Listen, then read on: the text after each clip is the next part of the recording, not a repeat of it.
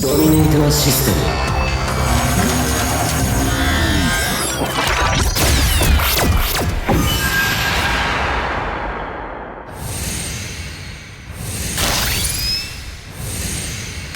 Henshin! Meneruskan keseruan dari episode Gits yang kemarin, episode 13 Kamen Rider Gits. Sebenarnya kalau berbicara dari segi intensitas sama pacing agak menurun ya buat episode kali ini. Tapi ada tetapinya di sini. Tapi nggak buruk-buruk amat dan tetap seru untuk ditonton. Tapi yang ana rasa soal ini perlu untuk build up ke episode selanjutnya nih yang bakalan lebih gila lagi jika melihat dari previewnya. Intinya sih si Gits masih sangat seru ya untuk diikuti sejauh ini ya. Dan bahas-bahas kali ini kayaknya bakalan panjang nih ya. Soalnya banyak yang mau ana bahas nih ya. Jadi maksimal banget nih bahasnya. Jadi disimak terus sampai habis. Tentunya masih ramai juga soal Command Form dengan Command Twin Buckle-nya. Dan di sini ana dapat casing yang keren dan kece parah dari Toku Project dengan desain Command Twin Buckle. Luar biasa coy ya. Kalian lihat teman-teman ya detailnya, teman-teman ya glossy-nya di sini ana suka banget teman-teman ya. Kalau kalian misalkan pakai iPhone berapa 14, pakai nih casingnya Command Twin Buckle biar makin kece. Dan untuk Anda dapatnya itu dari Toku Project. Jadi langsung aja kalian cek deskripsi teman-teman ya untuk melakukan pemesanan. Terima kasih untuk Toku Project. Jadi langsung aja kita bakalan bahas Kamen Rider Gits episode 14 ya. Yang Anda perhatikan dari kemarin mengenai Kong kali Kong ya, si Game Master dengan si Pang Jack untuk melengsarkan si Ace, selalu aja si Sumuri ini tuh bertanya-tanya, apakah ini yang terbaik? Gak apa-apa nih kayak begini. Jadi melihat dari kemarin juga beberapa body language-nya si Sumuri yang terlihat khawatir juga gitu kan ya sama si Aceng ya. Ini antara dua kemungkinan ya, antara si Sumuri ini tuh sebagai navigator itu tuh ingin menyaksikan kompetisi yang berjalan normal, atau memang nanti bakalan ada relasi khusus dengan si Ace yang udah di build up di tahap ini ya. Ini sih detail kecil tapi menarik juga kalau memang ini tuh sudah jadi dasaran cerita yang akan terjadi ke depannya. Nah masih ada juga nanti teori yang bakal nyambung soal ini, makanya simak terus bahasannya sekali lagi. Dan melanjutkan soal game rebut kursi kemarin juga, kalian udah tahu ya posisi Ace itu sekarang sedang terancam karena tidak memegang Desire Driver. Jadi si Pang Jack juga seperti itu. Tapi dia sih it's okay ya si Pang Jack ini ya, karena memang itu tugas dia untuk mengeliminasi si Aceng ya, tugas dari Game Master. Jadi Keiwa ini ya juga kebangetan naifnya. Dia itu sekarang malah menawarkan untuk meminjamkan beltnya ke si Ace ya. Nih mau minjem belt gua lagi ya. Sepertinya ini tuh memang sikap dia yang sulit ya untuk diubah ya. Terlalu baik hati ini si Keiwa ya. Jadi masih ngomongin soal Keiwa, akhirnya di sini dia menggunakan Command Twin Buckle hasil pemberian si Aceng. Hasil janjinya si Aceng di akhir episode kemarin. So memang form 1 ini tuh ada progresnya ya, seperti yang Anda bahas kemarin, itu Rising Sword-nya harus dipakai dulu buat gebuk-gebuk Roco atau gebuk-gebuk monster lah ya, sampai full charge agar bisa mengakses si form selanjutnya.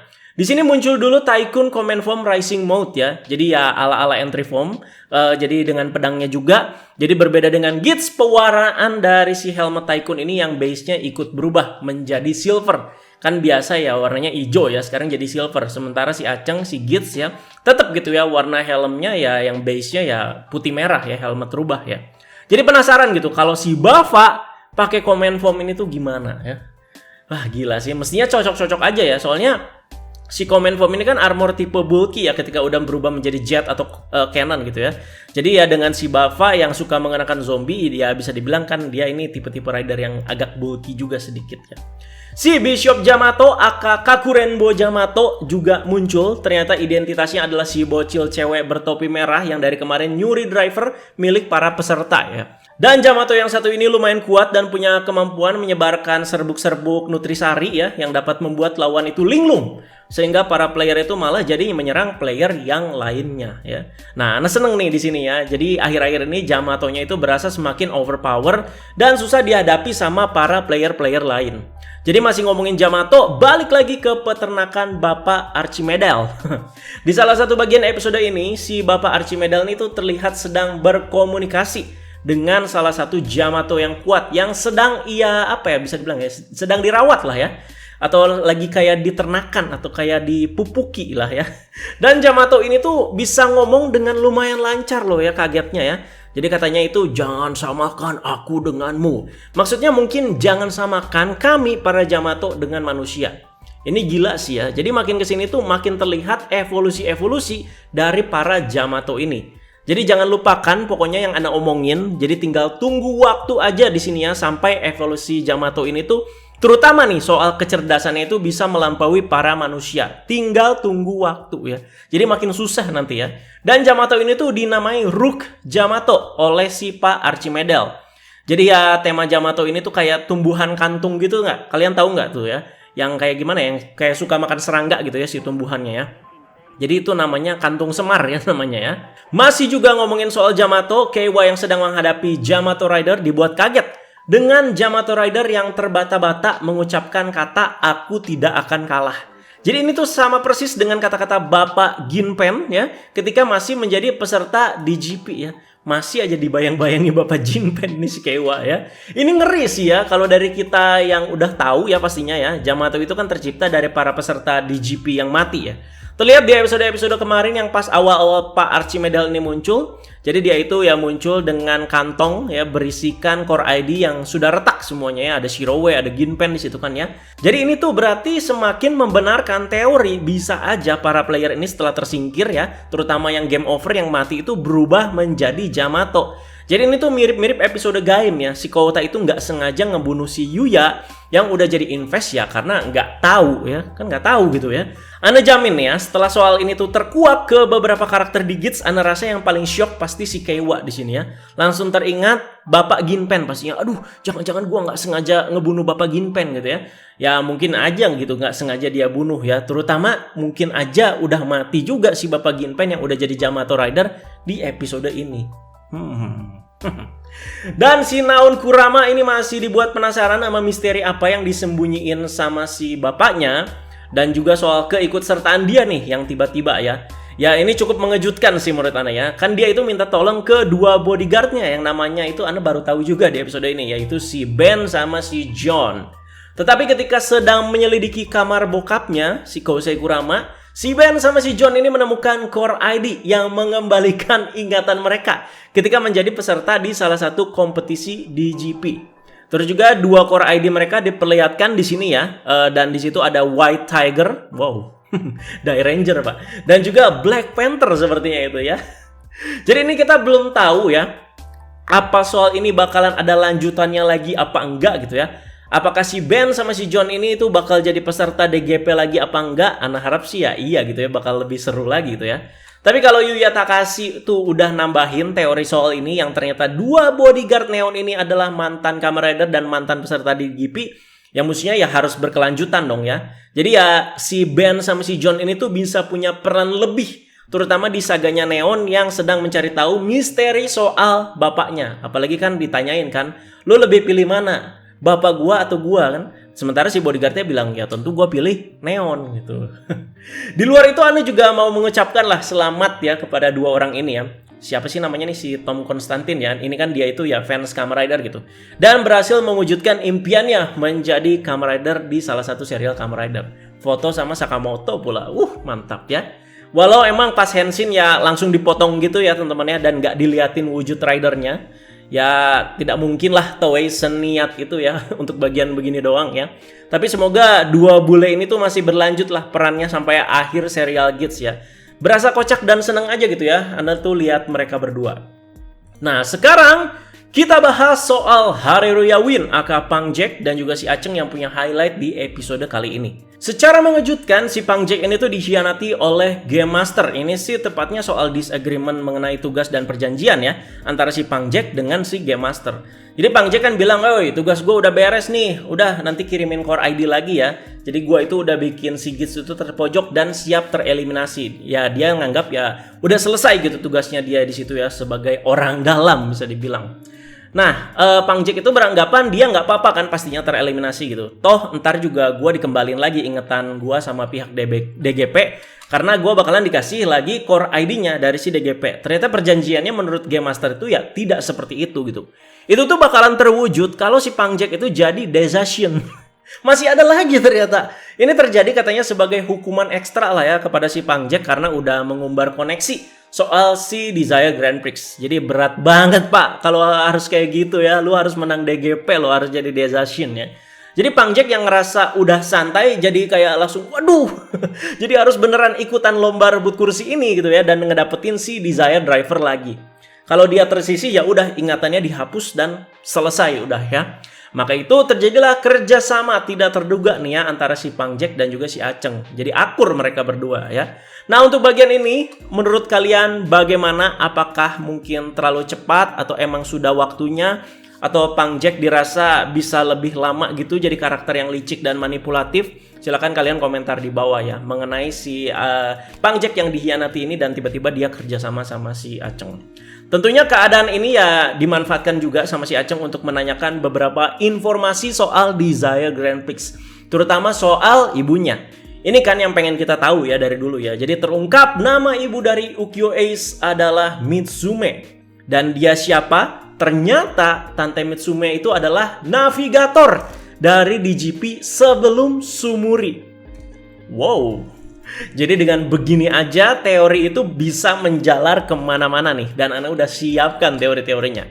Yang kita tahu pastinya pertama, kalau kemarin itu cuman kayak dugaan-dugaan ya, apa sih koneksi ibunya dengan si DGP, ternyata fix hubungan si ibu si Aceng itu dengan DGP itu beneran ada, yaitu ibunya yang ternyata pernah bekerja sebagai navigator Desire Grand Prix. Apakah terjadi sesuatu gitu ya dengan si Tante Mitsume dikarenakan oleh DGP sehingga sekarang anaknya nih ya si Aceng yang jadi player ya terus ditutupi gitu ya dan tidak boleh mengetahui sesuatu tentang ibunya ini. Jadi terlihat dari permintaan si Aceng di desire card yang dia tuliskan yang ingin bertemu ibunya itu tapi malah ditolak. Pokoknya nggak bisa diwujudkan ya. Ini juga yang Anda tanyakan, seberapa besar sih power Desire Grand Prix itu sampai bisa mewujudkan keinginan orang-orang ini ya. Nah bahkan salah satu permintaan si Aceng yang berhasil terwujud yaitu menjadi Star of the Stars itu agar ibunya itu bisa ngelihat dia gitu ya. Tapi ternyata tidak. Nih gue udah jadi aktor paling terkenal nih sedunia gitu ya.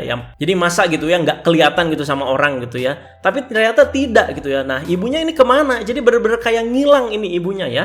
Ini pinternya si Aceng sih menurut Ane ya. Jadi dia itu pakai jalur lain gitu loh. Yang tetap bisa bikin dia sama ibunya itu tetap bakal connected nantinya ya. Nah salah satunya itu menjadi Star of the Star. Karena dia kan nggak tahu. Aku ingin bertemu ibu. Nggak bisa. Ya udah gue jadi artis aja biar nanti gue kenotis sama ibu gue. Emang ibunya yang hanya sebagai navigator. Sejauh apa sih gitu ya peran dan impactnya gitu ya. Kalau udah kayak gini kan ini bisa jadi juga nyambung sama Sumuri. Sebagai navigator Desire Grand Prix yang sekarang. Bisa aja Sumuri itu pernah bertemu sama si ibunya Ace ya. Atau ada teori jelmaan mungkin ya. Karena dari kemarin terlihat nih ya itikat Sumuri yang seperti ingin melindungi si Ace dari liciknya pihak DGP. Ya, makanya nyambung nih sama yang Anda bahas awal-awal dan selalu nanyain kan Sumuri, apakah bener kayak gini nggak apa-apa gitu ya? Ya, mungkin aja ini tuh itikat seorang ibu yang ingin melindungi anaknya. Kalau misalkan bener ya teori soal jelmaan ini ya. Jadi Sumuri sebagai navigator itu ya bisa punya peran lebih banyak gitu ya di saga Geats yang sangat penting ini. Menarik nih soal ini ya. Dan yang soal tadi sih ya hanya prediksi dan spekulasi Anda aja ya teman-teman ya. Jadi ya yuk silakan kita diskusi soal ini ya. Jadi masa lalu Pang Jack juga terceritakan di sini di mana dia sebenarnya bercita-cita ingin jadi musisi, tapi terhalang hutang dalam jumlah yang besar dan kakeknya yang merupakan pemegang saham utama di Desire Grand Prix menawarkan untuk bekerja di DGP dan dari situlah Haruhi Yawin aka Pang Jack bekerja sebagai salah satu staf DGP karena kakeknya ya. Ngomongin soal ini juga bapaknya Neon si Kosei Kurama yang punya Kurama Foundation juga menjadi salah satu sponsor di Desire Grand Prix. Tuh kan? Udah tak bilang soal investor dan juga sponsor gini kemarin tuh ada ya setelah kemunculan si Niram sama si Samas ya. Jadi satu persatu yang ada di balik Desire Grand Prix ini tuh dikuak satu-satu nih ya. Mulai dari staff, sponsor, investor, eksekutif. Tinggal gimana ini Bapak Yuya Takahashi aja nih bikin semua hal ini tuh jadi rapih ya. Jadi complicated but ada isinya gitu teman-teman. Soal identitas Game Master yang ternyata adalah Giroli akhirnya sudah diketahui oleh si Aceng. Katanya sih sebenarnya dia udah tahu dari dulu, bahkan sebelum bikin wish mau jadi keluarga para anggota DGP. Jadi wish dia soal mau jadi keluarga anggota di GP itu lebih tepatnya kayak buat memastikan juga gini ya soal identitas Giroli selain mencari informasi lebih soal di GP ini. Begitu ya. Ini sih biar terdengar epic aja ya. Wah, si Aceng udah tahu ya, pinter banget tuh si Aceng ya. Jadi perihal Desire Drivernya yang diambil sama si Azuma ternyata memang itu adalah rencananya si Ace juga. Agar bisa mendapatkan informasi-informasi ini tuh dari si Pang Jack. Jadi fix ya, bagian di akhir episode 13 kemarin tuh emang sengaja si Aceng ini ya. Tapi di sini Ana ada pertanyaan nih. Tapi kok dia kayak udah tahu juga gitu si Pang Jack itu bakalan dikhianati sama si Game Master. Menurut Ana ini bagian yang sedikit agak kurang rapi ya. Jadi kayak si Aceng tuh sengaja drivernya itu dicuri, terus nanti dia bareng-bareng terjebak dalam situasi yang sama si Pang Jack, teman-teman.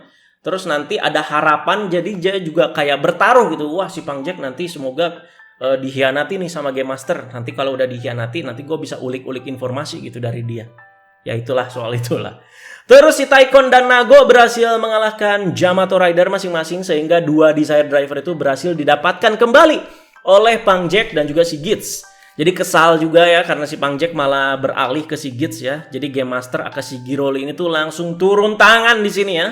Di bagian ini highlight utama juga ya, di mana Game Master aka Giroli berubah menjadi Kamen Rider Glare. Ini yang kita tunggu-tunggu ya. Jadi drivernya juga sudah terkuak namanya, yaitu Vision Driver. Jadi ini kita ngomongin beltnya dulu ya, yang akhirnya kita bisa lihat gimmicknya ya. Jadi itu gila sih, beltnya itu kece parah sih menurut Ana ya. Jadi itu futuristik banget menurut Ana ya. Itu ada sistem LED-nya juga di drivernya macam Demon's Driver. Dan bukan menggunakan race buckle seperti Desire Driver, melainkan ID card gitu yang bernama Providence Card ya. Jadi kartu, tapi bukan kartu kayak di Cat Ryuki Blade gitu ya, yang kartu lembek gitu ya. Tapi lebih tepatnya kayak apa ya, kartu-kartu yang padat gitulah, kayak si Zeronos lah bisa dibilang ya. Dan gimmicknya itu kayak digesek gitu ya, macam lu main Digivice tuh ya, Digimon 3 itu. Dan menurut Anda pribadi kekurangan itu dari si Vision Driver ini ya cuman di suaranya sih yang berasa kurang menggigit menurut Anda. Berasa kurang robotik, berasa kurang menggigit gitu suaranya ya. Dan kalau kalian dengarkan baik-baik, itu suara beltnya suara Kirito bukan sih? Jadi kayak kerasa banget gitu ya, kayak suara si Kirito Sword Art Online ya. Si Yukihira Soma juga ya. Kalau bener yang berarti voice aktornya dari Vision Driver ini yaitu si Yoshisugu Matsuoka.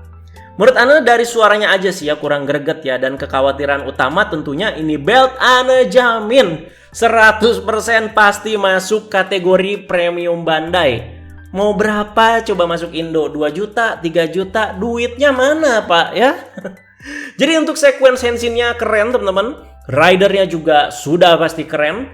Jadi udah sering Ana bahas soal ini ya. Terus fight-nya juga keren. Jadi rider yang gak bulky tapi dari segi power yang luar biasa itu Ana suka ya. Nah, yang bagian si Pang Jack lagi kebalik terus ditendang itu wah gila sih, serem dan kece parah menurut Ana ya. Dan kemampuan utama dari Glare yang bisa meretas dan membuat rider lain jadi kacungnya dia itu juga edan sih ya. Nah kan, salah satu bagian armornya itu kan coplok ya dan jadi helmet si rider yang diretas ini gitu. Kalau misalkan kemampuan ini tuh dikeluarkan semua, apa mungkin dia itu bisa ngeretas maksimal 5 rider sekaligus. Soalnya itu bagian kepalanya kan kayak ada di dada gitu ya, 1, terus juga pundak kiri kanan 2, terus sama si lutut kiri kanan 2 gitu ya. Jadi ya 5 gitu totalnya ya. Nah, gimana menurut kalian soal drivernya, henshinnya, gimmicknya, fight-nya, dan kemampuan dari Kamen Rider Glare ini? Silakan dikomentarin aja di bawah ya. Di akhir episode ini seperti biasa ya muncul soal penjelasan rule yang katanya Game Master itu dilarang ikut campur dalam jalannya permainan.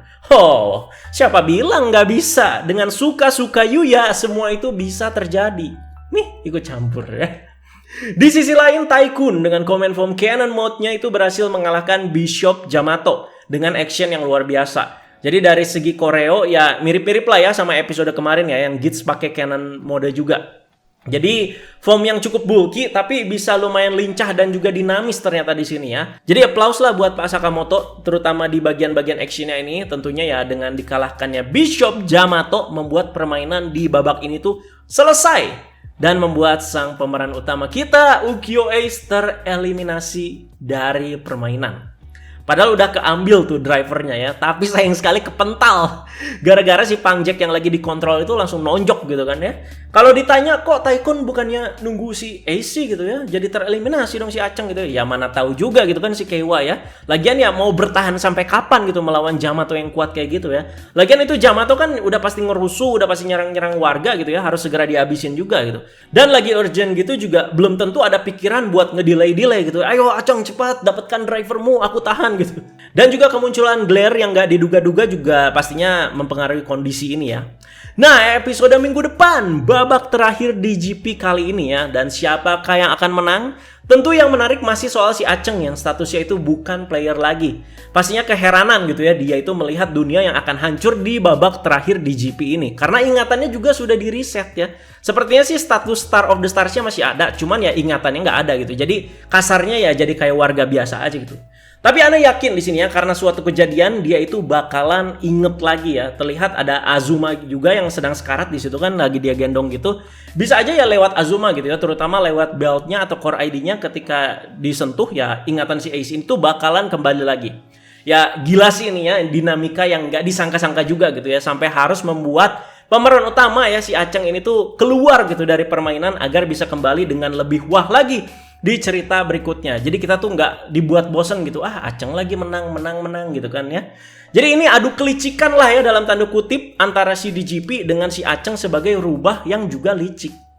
Menarik banget asli soal ini ya. Jadi perhatikan nih ya. Ini pemeran utama kita nih yang lagi beraksi ya. Bukan masih nanya siapa sih MC-nya, siapa sih MC-nya. Terlepas dari bercanda ya. Entah kenapa makin kesini makin annoying gitu kelakuan sama komentar para Toku fans di sini.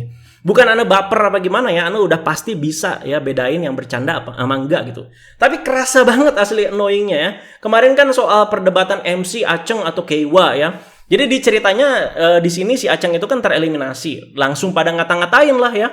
Rasain, syukuran Aceng out katanya. Akhirnya out, yes ya. Oke, next series Kamen Rider Tycoon. Yang bikin kesel, tahu kan? Udah dari dulu tuh ya, sebelum Gits tayang bahkan udah pada ngarep juga itu kan. MC, aku pengen MC kayak Tendo Tsukasa ya.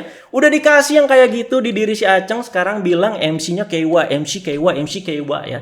Dan bahkan yang pada ngarep MC Tendo Tsukasa ini yang dulu ngomong kayak gitu, ini ngelihat si Aceng out ngerasa seneng, bahkan sampai terlalu berlebihan Ana bilang ya, ngejelek-jelekin yes out mampus gitu. Mau lu pada apa sih? Ya udah guys, segitu aja pembahasannya. Menarik sekali episode minggu depan. Sepertinya bakal lebih gila lagi, jadi siap dibahas juga episode minggu depan. Tapi sebelumnya kita komentarin dulu soal episode kali ini yang banyak sekali nih ya topik pembahasannya yang udah Ana bahas semua di video kali ini. Terima kasih banyak yang sudah menonton sampai habis. Silahkan komentar dan pendapat kalian. Jangan lupa nanti Ana baca satu persatu teman-teman ya. Ditunggu sebelum nanti babak terakhir di GP minggu depan, yang Ana juga udah gak sabar Pak pastinya ya. Gila sih, gokil Pak ya, Gits ya. Mantap lah. Teman-teman jangan lupa like, share, dan subscribe. Wassalam, bye-bye.